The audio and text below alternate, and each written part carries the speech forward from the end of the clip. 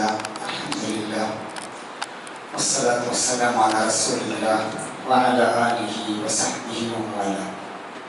محترم بزرگوں، دوستوں، فضیلتوں اور رحمتوں کے ایام سے ہمارا گزر ہو رہا ہے۔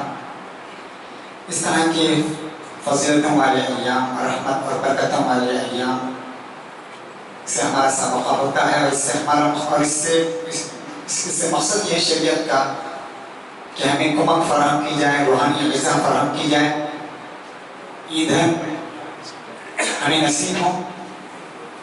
آدمی کی گاڑیاں ہوتی ہیں، سواری ہوتی ہے، اس میں آدمی آئل بدلتا ہے، انجن آئل ڈالتا رہتا ہے، 4 مہینے میں 5 مہینے میں انورٹر گھر میں ہوتا ہے، اس میں پانی کی تبدیلی ہوتی ہے۔ اگر پانی تبدیل نہ کیا جائے انورٹر کا، یا آئل نہ ڈال دیا جائے گاڑی میں، تو پھر انجن خراب ہو جائے گا۔ تو اس دل کے انجن کو تیز تر رکھنے کے لیے، اسے مہمیز کرنے کے لیے اس طرح کے ایام آتے ہیں، تاکہ ہمیں روحانی کمک اور روحانی آئل ہمیں نصیب ہو۔ یہ مقصد ہے اس طرح کے ایام کا آنا۔ دیکھیے، اللہ تعالیٰ نے بعض دفعہ اشخاص کو چوز کرتا ہے، چنتا ہے اشخاص کو اشخاص پر فضیلت دیتا ہے، چیزوں کو کسی چیز پر فضیلت دیتا ہے۔ لکڑیاں سب یہ قسم کی ہیں، ایک ہی ذات ہیں، لیکن اللہ تعالیٰ نے لکڑیوں میں سندل کو فوقیت دی۔ ہیرے جواہرات بھی پتھر ہیں، لیکن پتھروں پر اللہ نے اس کو مقام دیا۔ تو اللہ تعالیٰ بعض چیزوں کو بعض چیزوں پر، بعض اشخاص کو بعض اشخاص پر، بعض جگہوں کو بعض جگہوں پر، اور بعض زمانے کو بعض زمانے پر اللہ تعالیٰ امتیاز بخشتا ہے، افضلیت بخشتا ہے۔ اسی طرح یہ ایام ہے، اللہ تعالیٰ نے اسے افضلیت بخشی ہے، مقام بخشا ہے۔ اس لیے اللہ خود کہتا ہے وَرَبُّكَ يَخْلُقُ مَا يَشَاءُ وَيَخْتَارُ۔ جسے چاہے اللہ تعالیٰ، جس کو چاہے اللہ تعالیٰ پیدا کرتا ہے، اسے چنتا ہے، اسے انتخاب کرتا ہے، اسے فضیلت بخشتا ہے۔ اب اس مہینے کی طرف دیکھیے، کتنے فضیلتوں والا ایام ہے۔ اس کی فضیلت کے لیے اتنا ہی کافی ہے کہ اللہ تعالیٰ نے ان مہینوں کی قسم کھائی ہے، اس طرح کے دنوں کی قسم کھائی، وَالْفَجْرِ وَلَيَالٍ عَشْرٍ وَالشَّفْعِ وَالْوَتْرِ۔ یہاں اللہ تعالیٰ قسم کھا رہے ہیں ایام کی، عشر ذی الحجہ کی اللہ تعالیٰ قسم کھا رہا ہے۔ یہ اس کی اہمیت اور مقام اور مرتبے کے لیے ہی کافی ہے کہ اللہ تعالیٰ جب کسی اپنے مخلوق میں سے کسی چیز کی قسم کھاتا ہے تو اس کا مقام اور رتبہ بڑھ جاتا ہے، مرتبہ بڑھ جاتا ہے۔ اس لیے ابن کثیر کہتے ہیں کہ یہاں مراد اس آیت میں عشر ذی الحجہ ہے۔ ابن عباس اور حضرت زبیر اور مجاہد وغیرہ کا کہنا یہ ہے کہ یہاں پر اللہ تعالیٰ جو قسم کھا رہا ہے، عشر ذی الحجہ کی قسم کھا رہا ہے۔ انہی دنوں کو الایام المعلومات کہا گیا، الایام المعلومات کہا گیا، وَيَذْكُرُ اسْمَ اللَّهِ فِي أَيَّامٍ معلومات کہا گیا، مخصوص ایام۔ اس لیے حدیث میں آتا ہے مَا مِنْ أَيَّامٍ الْعَمَلُ الصَّالِحُ فِيهَا أَحَبُّ إِلَى اللَّهِ مِنْ هَذِهِ الْأَيَّامِ، یعنی عشر ذی الحجہ۔ تو یہاں اللہ تعالیٰ کس درجہ مقام دے رہا ہے ان ایام کو؟ یوم عرفہ کی وجہ سے، حج کی وجہ سے، قربانی کی وجہ سے، مختلف ایام دنوں کو اللہ تعالیٰ نے سمیٹ کر رکھ دیا، مختلف فضیلتوں اور برکتوں کو ایک ساتھ سمیٹ کر رکھ دیا ہے۔ اس لیے ابن حجر کہتے ہیں کہ اللہ تعالیٰ نے ان ایام میں امہات عبادات کو یکجا کیا ہے۔ عرفہ کا روزہ ہے، عرفہ کا دن ہے، حج ہے، قربانی، ذکر و اذکار، روزے، ان تمام کو سمیٹ کر رکھ دیا۔ اس کا مقام اور مرتبہ ہی بڑھ گیا اللہ کے نزدیک۔ مَا مِنْ عَمَلٍ أَزْكَىٰ عِندَ اللَّهِ وَلَا أَعْظَمَ أَجْرًا مِنْ خَيْرٍ يَعْمَلُهُ فِي عَشْرِ ذِي الْحِجَّةِ۔ وہ ان دنوں میں نیکی کا کام کرنا بہت زیادہ ثواب اور ثواب کی حیثیت رکھتا ہے۔ اس لیے علامہ ابن تیمیہ کہتے ہیں، وہ کہتے ہیں کہ دنوں میں عشر ذی الحجہ، یہ تمام سالوں میں اس کو فوقیت ہے۔ دنوں کے اعتبار سے عشر ذی الحجہ کے دنوں کو پورے سال پر فوقیت ہے، اور راتوں میں رمضان یعنی آخری عشرے کی راتوں کو تمام سال بھر کی راتوں پر فوقیت اور افضلیت ہے۔ تو انہوں نے اس طرح تدبیر کی کوشش کی ہے۔ میرے عزیز اور دوستو، ان ایام میں ہمیں کیا کرنا چاہیے، کس طرح کے عمل کرنا چاہیے؟ ان ایام میں حج ہوتا ہے، اس لیے فرمایا تابعوا بین الحج والعمرہ، حج اور عمرہ کرتے رہا کرو، فإنہما ينفيان من الذنوب كما ينفي الكير من الخبث کہا گیا. حج اور عمرہ بار بار کرتے رہیے, اس سے گناہوں کی معافی ہوتی ہے, گناہوں کی صفائی ہوتی ہے. ایک تو حج ان ایام میں. روزے علماء نے لکھا ہے کہ آدمی 9 دن کے بھی روزے رکھے اچھا ہے, 9 دن بھی آدمی روزے رکھے, جتنا استطاعت رکھتا ہو اتنا روزے رکھے, 3 4 5. جیسے کہ برکتوں کے ایام ہیں, رحمتوں کے ایام ہیں, اور روزوں کے ذریعے سے اللہ کی قربت زیادہ حاصل کی جا سکتی ہے. اور خصوصاً یوم عاشوراء کا میں, خصوصاً یوم عرفہ کا روزہ, اس میں تو حدیث میں فرمایا گیا صیام یوم عرفہ احتسب على الله ان يكفر السيئة التي قبلها سنة التي قبلها والسنة التي بعدها. ایک سال پہلے اور ایک سال بعد کے گناہ معاف ہوتے ہیں. تو عموماً کوشش کیجیے عرفہ کا روزہ رکھنے کی کوشش کیجیے.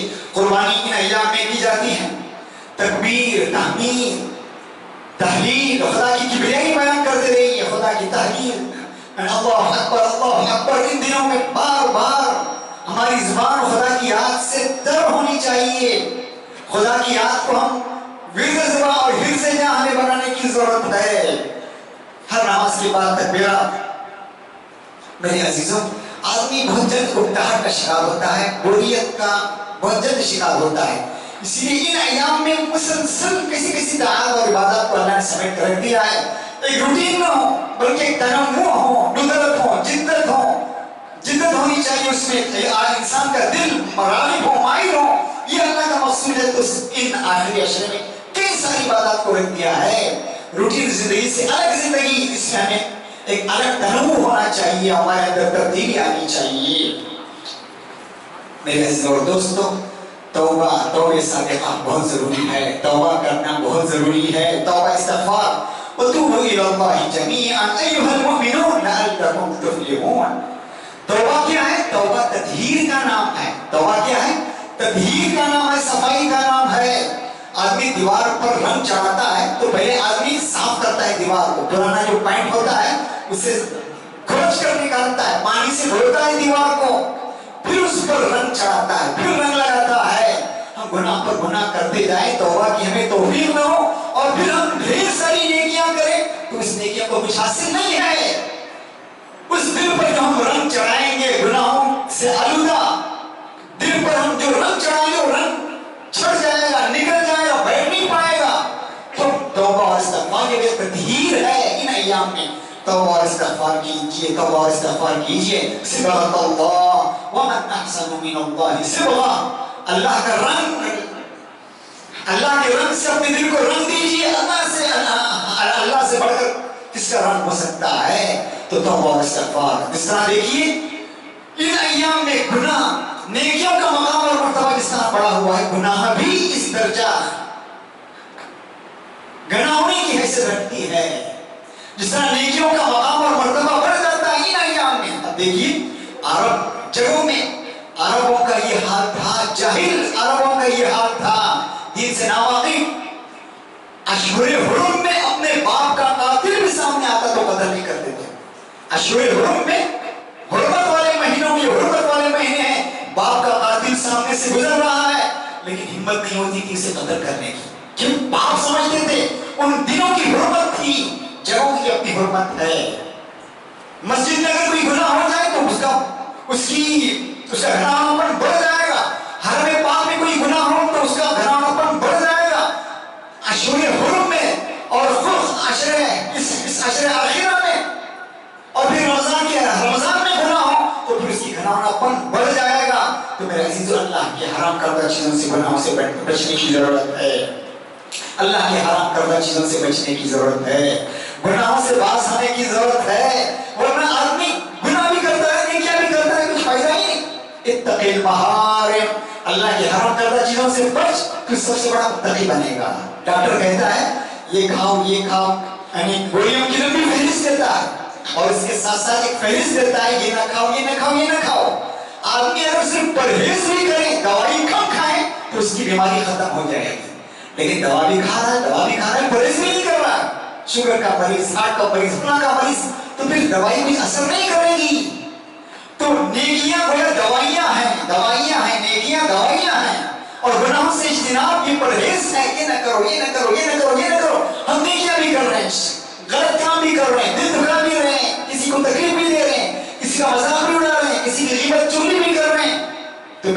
अजीजों, डरने की जरूरत है। छोटे और बड़े गुनाह की मिसाल कितनी बेहतरीन मिसाल दी किसी शख्स ने। वो कहते हैं पास बड़े बड़े जानवर होते हैं, बड़े बड़े जानवर होते हैं, शेर, चीता, हाथी, उससे आदमी डरता है, करीब नहीं जाता, अपने बच्चों को दूर रखता है। जू में भी जाएगा तो जू में भी देखिए कि जानवरों को बहुत एहतियात से रखा जाता है कि नुकसान न हो जाए बच्चों को, किसी शख्स को, शेर को, चीते को, बड़े बड़े जानवरों को, आदमी डरता है। लेकिन छोटी छोटी जरा सी नादीदा जुर्सुमा, दिखाई न देने वाला, टीबी का मरीज है, एड्स का मरीज है, या कान का मरीज है, या कोरोना का मरीज है, ये जरा सी छोटे छोटे दिखाई नहीं देते, नादीदा जुर्सुमा, आंखों में दिखाई नहीं देते। हत्ता कि साइंसदानों ने लिखा है, तबीबों ने लिखा है, यानी कोरोना का एक वायरस, यानी एक जो मक्खी होती है, एक मक्खी से 1000 ट्रिलियन बड़ा हुआ होता है जुर्सुमा। किसका? यानी कोरोना का जो वायरस होता है उसका जो बड़ा होना है वो दूरबीन से दिखाई नहीं देता। 1000 ट्रिलियन से भी बड़ा होता है, छोटा होता है मक्खी के मुकाबले में। तो देखिए कितना खतरनाक। इस तरह के वायरस से हम डरते नहीं, घबराते नहीं, एहतियात नहीं करते, लापरवाही करते। शेर चीता से डर रहे हैं। आज दुनिया में 6 लाख लोग मर चुके हैं कोरोना की वजह से, पूरी दुनिया में तबाही मचाई उसने। बड़े बड़े जानवरों से आदमी एहतियात करता, शेर है, चीता है, लेकिन ये जुर्सुमे नादीदा दिखाई नहीं देते, इससे आदमी एहतियात नहीं करता। क्यों? कुछ नहीं, कुछ दिखाई आंखों में दिखाई नहीं दे रहा, एहतियात नहीं बरत रहा है। तो छोटे छोटे गुनाह, बस गुनाह ऐसे होते हैं, हम इसे केयरलेस समझते हैं। छोटे छोटे गुनाह क्या हो रहा है? गीबत कर रहे हैं, चुगली कर रहे हैं, किसी का दिल दुखा रहे हैं, किसी का मजाक उड़ा रहे हैं, किसी के साथ ठट्टा कर रहे हैं, किसी को तकलीफ दे रहे हैं, दिल आजारी कर रहे हैं, किसी की टांग खींच रहे हैं। ये जो बहुत से छोटे छोटे गुनाह देखने में छोटे लगते हैं। शराब पीना बहुत बड़ा गुनाह लगता है, जिना करना बहुत बड़ा गुनाह लगता है, सूद खाना बड़ा गुनाह लगता है, लेकिन ये गुनाह छोटे छोटे हैं। इसकी मिसाल वायरस या बैक्टीरिया की है। इससे डरने की जरूरत है।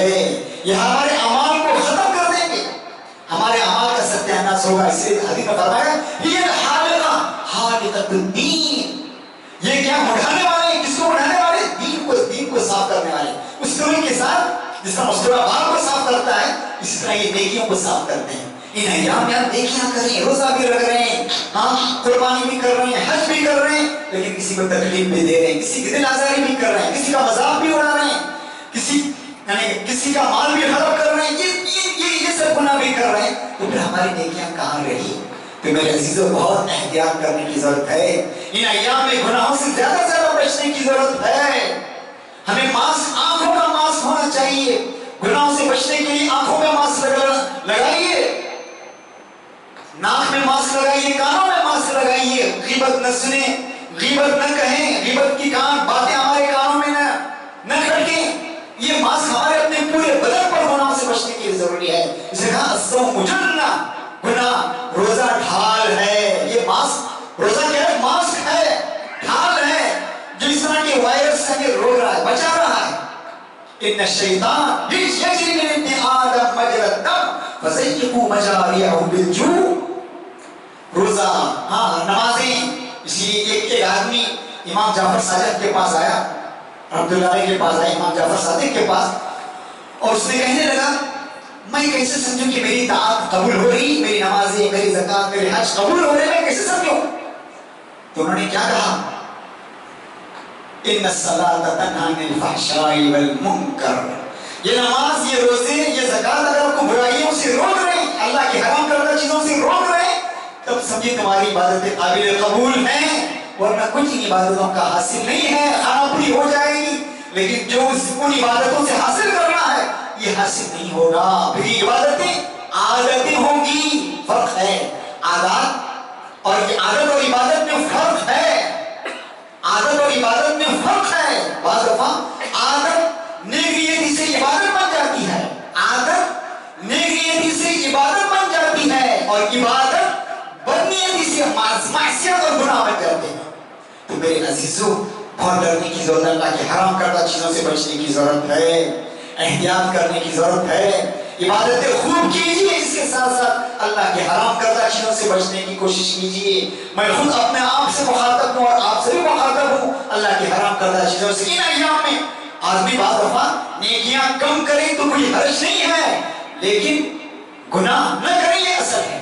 اللہ کے نبی کے سامنے سے ایک آدمی گزرتا ہے، کہتے ہیں فلاں جنتی فلاں جنتی، 3 بار اللہ کے نبی کہتے ہیں فلاں جنتی ہے فلاں جنتی ہے۔ ایک صحابی پیچھے لگ جاتے ہیں، دیکھیں کیا اس کی تہجد ہوگی، کس طرح تہجد پڑھتا ہوگا، رات بھر جاگتا ہوگا، دن بھر روزہ رکھتا ہوگا۔ کیوں؟ اللہ کے نبی کی زبان مبارک سے جنت کی بشارت جسے مل جائے، وہ 3 بار وہ صحابی لگ گئے اس کے پیچھے، دیکھا نہ تہجد گزار ہیں، نہ بہت زیادہ روزے رکھتے ہیں، نہ کچھ فرائض ادا کر رہے ہیں عام لوگوں کی طرح۔ جب نکلنے لگا پوچھا آخر کیا بات ہے کہ اللہ کے نبی نے تمہیں جنت کی بشارت دی ہے؟ نہ تم کو میں نے تہجد گزار پایا، نہ نوافل کا بہت زیادہ پابند پایا، نہ کچھ عام آدمی کی طرح تم عبادت کرتے ہو۔ کیا کہا؟ میں جب رات میں سوتا ہوں تو میرا دل صاف پاک ہوتا ہے، دل کو گویا اس نے چھپڑ لگا لیا ہوتا ہے، حسد چھل کپٹ کینہ بغض عداوت یہ چیزیں نہیں ہوتی، صاف دل ہو کر سوتا ہوں۔ تو میرے عزیزوں ان ایام میں نیکیاں زیادہ سے زیادہ کیجیے۔ اگر نیکیوں کی توفیق کم مل رہی ہے تو اللہ کے حرام کردہ چیزوں سے کم از کم بچنے کی بھی عبادت ہے۔ ہماری دن بھر کی جو کاروبار بزنس تجارت یہ بھی کوئی عبادت ہے، یہ بھی کوئی عبادت ہے۔ نیت اگر ہماری رہی، اللہ کے نبی صلی اللہ علیہ وسلم کہہ رہے ہیں حضرت عائشہ کو کھانا کھلانے کہہ رہے ہیں، اس پر بھی ثواب ملتا ہے مجھے۔ اللقمۃ التی تدعو، اپنی بیوی کو کھانا کھلانا، لقمہ اس کے منہ میں ڈالنا، اس کو بھی کہا اس کی بھی عبادت ہے، کیوں؟ نیک نیتی کے ساتھ۔ تو میرے عزیزوں اچھے ایام ہیں، برکتوں اور رحمتوں کے ایام ہیں، اپنے خزانے کو بھریے، خدا کی رحمت کے دہانے کھلے ہوئے ہیں، اس سے اپنی جھولی کو بھرنے کی کوشش کیجیے۔ یہ کوئی ایام ہیں، ان ایام میں جتنی عبادت کرنی ہے ہمارے لیے خیر ہے۔ جس طرح ہم اپنی گاڑی میں آئل ڈال رہے ہیں، انورٹر میں پانی ڈال رہے ہیں، یہ گویا اسے ہم قوت پہنچا رہے ہیں بقیہ دنوں کے لیے، گویا آئل اسے دے رہے ہیں، گویا اپنے دل کا انجن کا آئل ہے۔ گویا اس طرح کے ایام سے گزرنا، تو میرے عزیزوں بھلائی کیجیے، نیکیاں کیجیے، زیادہ سے زیادہ کیجیے، خیرات صدقات اور نماز نوافل جتنے اچھے کام کریں گے ہمارے لیے اچھا ہے، کیونکہ ان عبادتوں کے ذریعے سے ہمیں گویا قوت پہنچے گی، غذا ملے گی، ایندھن ملے گا، اور پھر یہ دل گناہ کی طرف راغب نہیں ہوں گے، آمادہ نہیں ہوں گے، اللہ کا خوف اسے روک رہا ہوگا، خدا کا خوف اسے گناہوں سے روک رہا ہوگا۔ کچھ باتیں تھی میں نے آپ کے سامنے کہی، اللہ تعالیٰ مجھے بھی آپ کو ان باتوں پر عمل کرنے کی توفیق دے۔ وآخر دعوانا الحمدللہ۔